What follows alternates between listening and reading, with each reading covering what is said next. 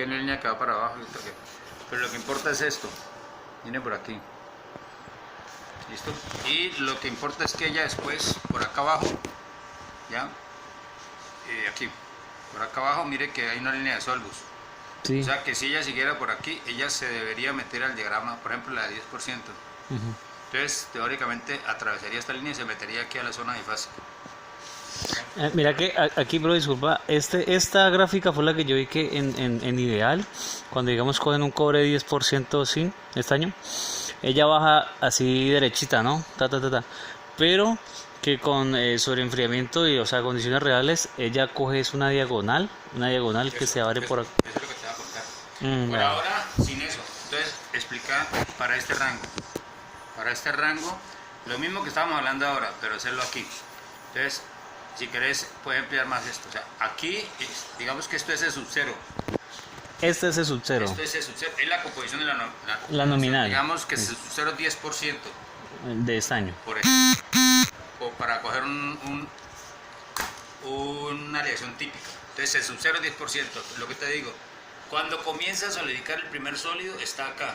Entonces, claro, cuando termina de solidificar, el sólido ya tiene ese sub-0. Mire, el sólido ya viene por aquí y ya está en ese sub-0. Y el líquido... El líquido que está en equilibrio con ese sólido está por acá. ¿Y es qué? ¿Es esa composición? Sí, bueno, C sub-0 sobre K. Ah, eso es sub-0 sobre K. Entonces, el último líquido solidifica y da lugar al sólido con la composición nominal. En equilibrio, todo el sólido que tenga, todas las dendritas deberían tener C sub-0 igual a 10%. O sea, composición homogénea. Pues en Abner dibujan, ¿no? O en los libros dibujan así. Entonces, cada uno de estos granos, y aquí está el último líquido que solidifica. ¿Ya listo? Cuando este tiene C sub-0, el líquido que está aquí tiene C sub-0 sobre K. Bueno. Pero solidifica y se pega y todo el grano, ya desaparece el líquido, se acaba el líquido y todo queda como C sub-0. Todo es que queda homogéneo.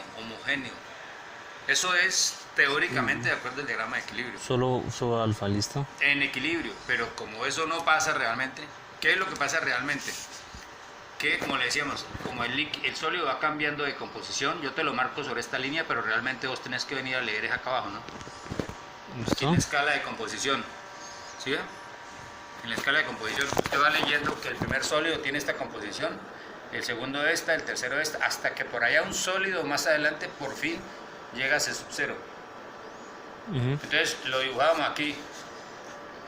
El primer sólido, el primer núcleo que se forma, sólido, tiene esta composición, pobre en soluto. Digamos que hay otra capa, segundo sólido, ya tiene esta composición, ya tiene más soluto. Y así usted va poniendo capas. Entonces cada capa está más rica en soluto, hasta que llega una capa por allá más adelante que ya tiene C sub-0, por fin. Pero ¿qué pasa?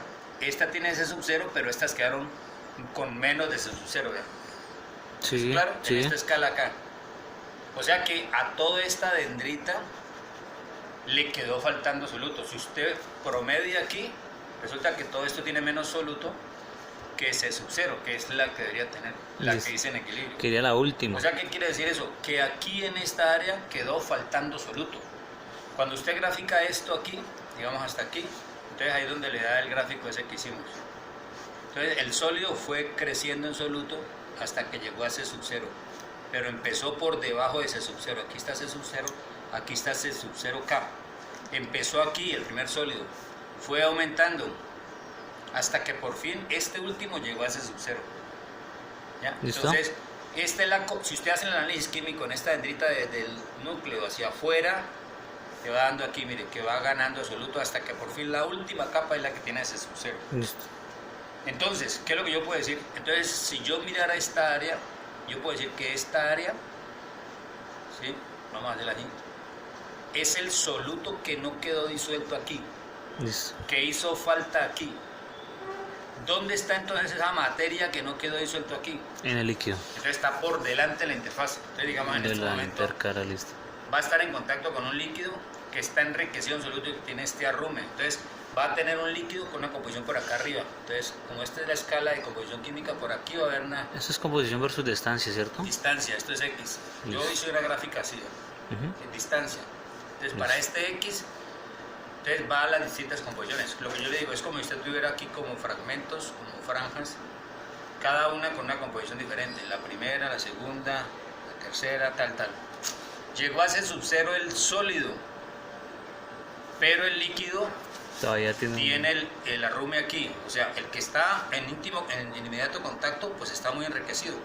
Pero el líquido que está más adelantico, pues tiene menos concentración, más adelante menos, hasta que un líquido por allá más adelante, por decir acá, está en C sub 0. Sí, hola. ¿Qué hubo? Está en C sub 0. ¿Qué más? Bueno, ¿necesita el ingeniero? Profe, ¿ya no me puede atender para revisar lo de la carta? Ay, mi amor, es que me voy para un seminario que están dando de permanencia y graduación. Pero yo creo que para ir 4:30 estoy acá. ¿Listo? Bueno. Entonces lo que yo te quiero decir es esto. Lo que no quedó disuelto acá está arrumado. Está arrumado, se va amontonando acá. Entonces, él queda amontonado acá en el líquido. Entonces tiene este perfil de concentración. Cuando digo este perfil es que hay una capa que tiene esta composición, otra capa que tiene esta, otra capa que tiene así. Donde no, yo puedo analizar pues y decir, vea, la composición de aquí va desde C sub 0, este es C sub 0 sobre K y este es K C sub 0. ¿No? Sí. Entonces va desde C sub 0 sobre K, o sea, rico en soluto, hasta C sub 0 por allá lejos, o sea, la composición nominal. Yes. Es como si usted se viniera por aquí, mire, por esta línea. ¿Ya? El último líquido que estuvo en equilibrio con el sólido, que ya es C sub 0, el último líquido, ¿qué composición tiene? Por acá, vea. C sub 0 sobre K, vea. C sub 0 sobre K. ¿Sí ve que está acá? Pero si usted se viene para acá, ve que va viniendo hasta C sub 0, o sea, se va caminando por aquí hasta que llega a C sub 0. ¿Está claro? O sea, este mismo perfil de composición yo lo puedo mirar aquí, ¿ya? C sub 0 sobre K hasta C sub 0. Listo. ¿Estamos? Entonces, ¿qué es lo que sigue ahora? Para esa distribución de soluto, que usted la está viendo aquí, yo simplemente voy a este diagrama y leo las temperaturas de equilibrio del diagrama. Las lee. Usted coge, que este punto tiene C sub 0 sobre K. ¿Cuál es? Acá. Listo, ¿cuál es la temperatura de equilibrio? Entonces usted se viene desde aquí, viene para acá y lee aquí, porque esta escala es de temperaturas. Que la temperatura de equilibrio, la que está aquí, es esta, la lee y punto. Luego, un punto más allá, que tiene menos soluto. Pero entonces arranco de abajo para arriba, arriba para abajo. Sí, de abajo, o sea, arrancamos con el líquido que está enriquecido en soluto, de aquí Listo. para allá. O sea, vamos así. Esto corresponde a ir de aquí para arriba. Bueno, listo. ¿Listo? Entonces arranca con esta temperatura, o sea, bajita. Ujú. ¿Listo? Y así. Entonces usted sigue avanzando, luego hay otro segmento de líquido que tiene menos soluto, mire, menos soluto. Entonces está, por ejemplo, aquí. ¿Cuál es la temperatura de equilibrio de ese líquido que tiene esa composición de equilibrio? Pues es la que me dice esta línea y cuando yo la leo aquí. Y así lo hago para cada punto. ¿Estamos? Solamente está leyendo del diagrama.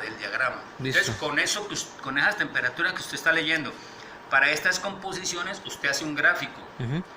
Realmente usted lo que está midiendo es temperaturas versus distancia también, porque cada distancia corresponde a una composición. Entonces usted puede, si quiere aquí o en otra parte, usted traza un nuevo gráfico. ¿Listo? Voy a trazar un nuevo gráfico. Voy a dibujar esto primero, ¿cierto? Entonces yo digo, voy a ponerlo acá abajo mejor. Para este perfil de composición, yo voy a trazar aquí arriba, esto es composición, ¿sí? Esto versus X. Listo. Yo aquí voy a hacer otro gráfico, pero en este caso de X versus temperaturas.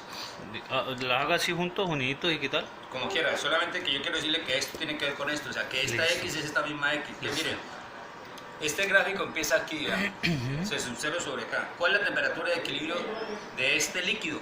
Es esta que está acá. Eso, entonces es la más baja, entonces yo voy a ponerla aquí, por ejemplo, aquí. Listo. Esta temperatura. Luego la temperatura de equilibrio de este líquido. Y ya sube, listo. La temperatura del siguiente líquido. Más aquí. alta. Entonces, un poquito más arriba. Le voy a poner aquí. Del siguiente líquido, un poquito más arriba. Si ve que a medida que va subiendo la temperatura, que la lineal. composición va disminuyendo, la temperatura va aumentando, entonces significa que a medida que vamos avanzando, hasta llegar a C sub 0, vamos a ir al otro extremo. ¿Cuál es la temperatura de equilibrio cuando el líquido tiene C sub 0? Cuando el líquido tiene la más alta. Entonces yo la voy a poner por acá arriba, más o menos correspondiente con esta, por acá. ¿Listo? Entonces, esta es la temperatura para el líquido cuando tiene la composición C sub 0. Para una distancia determinada, el líquido va a tener C sub 0.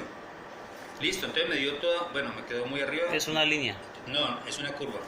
Entonces me va a quedar una cosa así. Ah, bueno, listo. Me va a quedar una curva. Una ¿Listo? parábola. Sí, entonces ahora lo mismo, ¿no? Para cada punto de este me corresponde esta temperatura, sí. Listo. O sea que esta curva sale de este perfil. De este perfil de composición versus distancia sale esta curva temperatura versus distancia. Listo. ¿Ya? Y estas son temperaturas de equilibrio.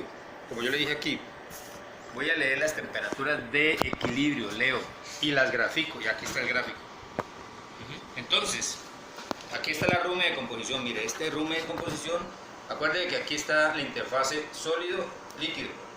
Es esto que teníamos acá, ¿ver? Sólido, líquido. Sí, lo que teníamos acá. Sólido, líquido. Esto es lo mismo. Entonces, si ya sabe de dónde sale esto, qué es lo que yo le insisto a la gente, primero entienda esto qué es. ¿Qué es lo que es? Es la distribución de temperaturas de equilibrio para cada uno de estos líquidos que son reales. Esto es real, esta composición es real. Entonces, si uno dice, si ese líquido estuviera en equilibrio, ¿cuál debería ser su temperatura? ¿Temperatura de qué? De equilibrio.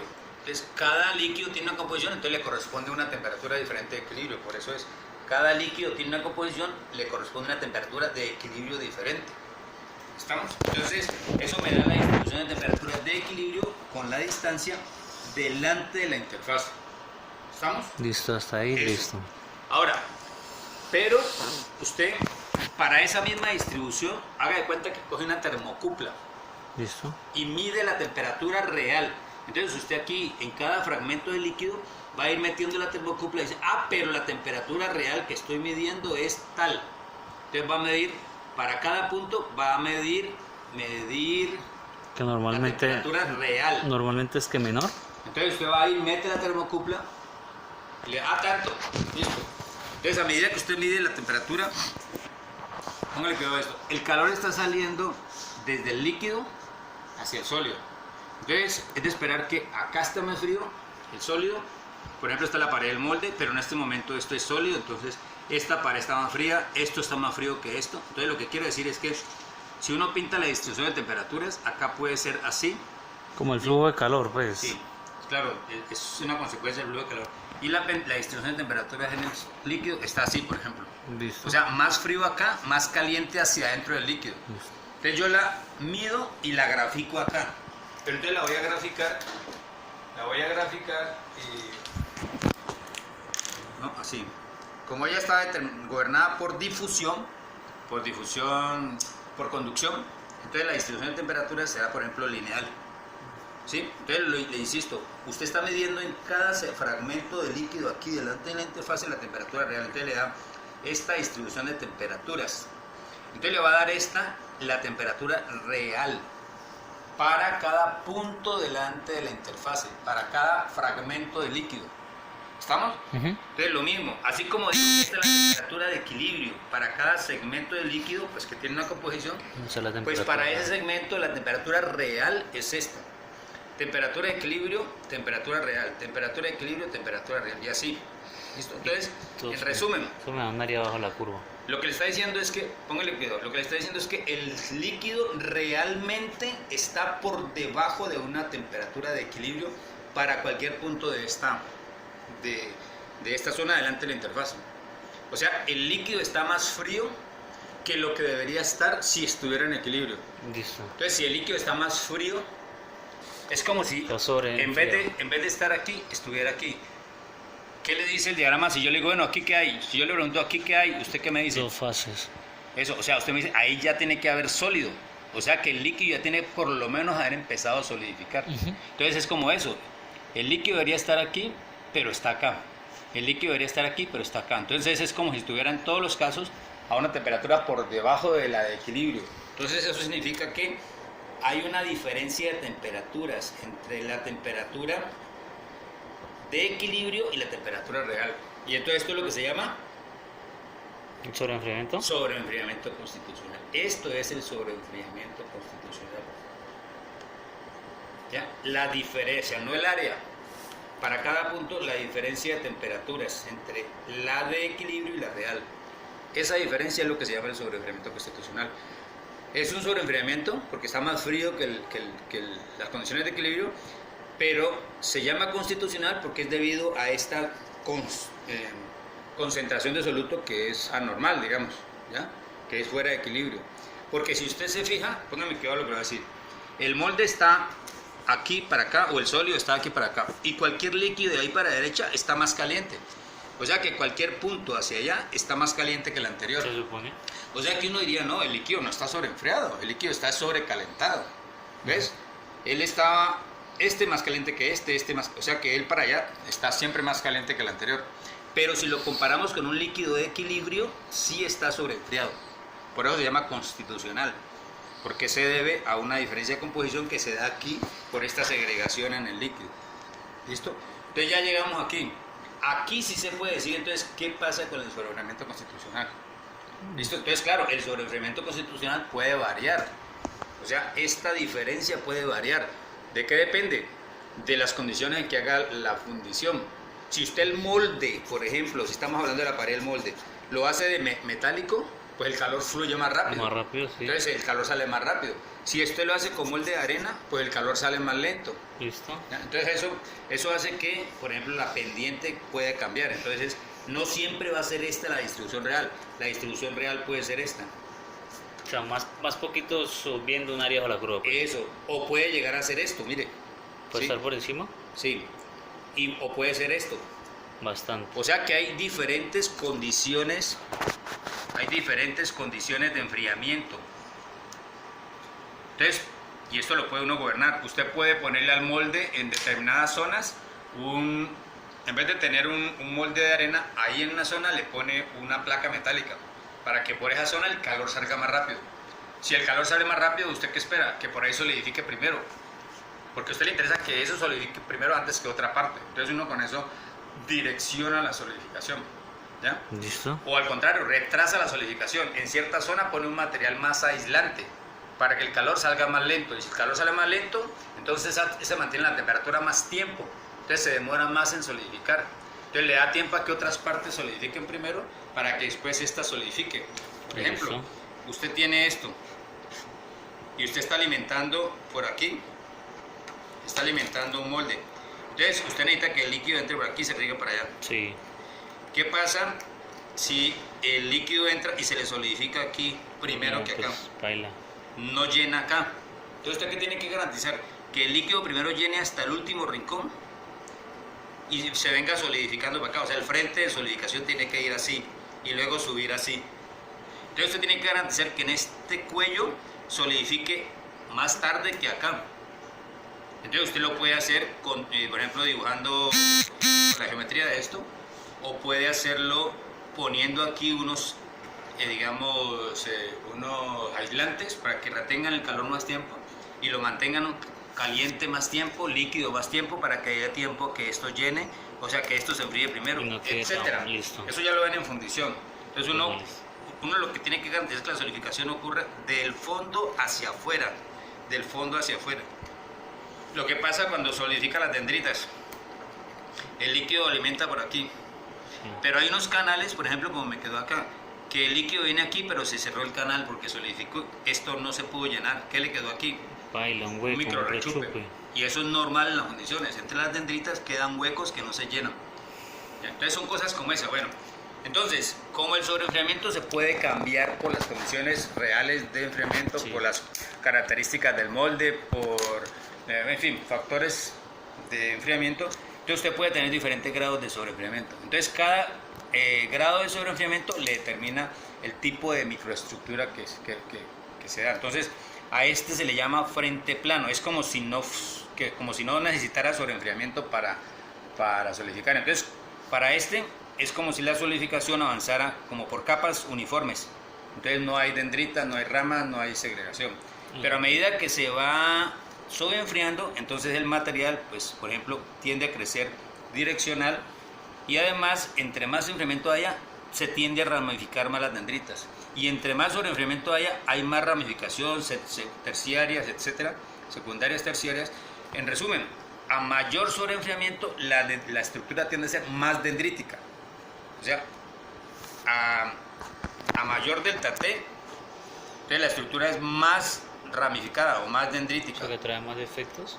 Entonces, eso va asociado a, digamos, inferiores propiedades, o sea, peores propiedades. Porque, digamos, entre más ramificaciones, más segregación, la estructura de brazos, todo eso le da menos resistencia, menos tenacidad.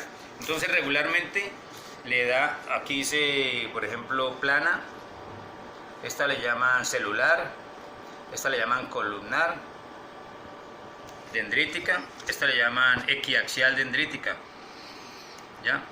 Y así. Entonces, entre más ramificada, pues, está asociado a peores propiedades.